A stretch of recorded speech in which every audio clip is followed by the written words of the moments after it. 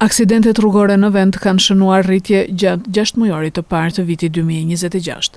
Të dhënat paraprake të publikuara nga Instat tregojnë se nga janari deri në qershor janë regjistruar 679 aksidente ose 6.8% më shumë krahasuar me të njëjtën periudhë të një viti më parë.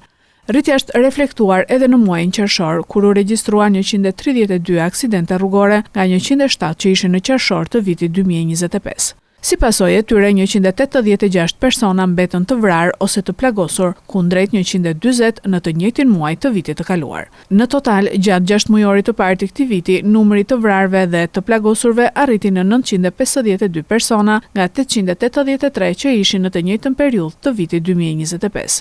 Sipas Instat, shkaku kryesor i aksidenteve mbetet sjellja e drejtuesve të mjeteve, e cila ka ndikuar në 93.9% të rasteve të regjistruara gjatë muajit qershor.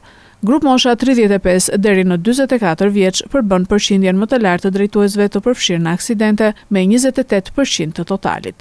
Tirana vijon të jetë qarku me numrin më të madh të aksidenteve, duke regjistruar 277 raste dhe 345 persona të vrarë ose të plagosur. Pastaj renditen Lezhë me 74 aksidente dhe Vlora me 67. Të dhënat tregojnë gjithashtu se 1 në 4 aksidente ndodh në intervalin kohor nga ora 19 deri në 24. Dita me numrin më të lartë të aksidenteve rezulton të jetë e marta.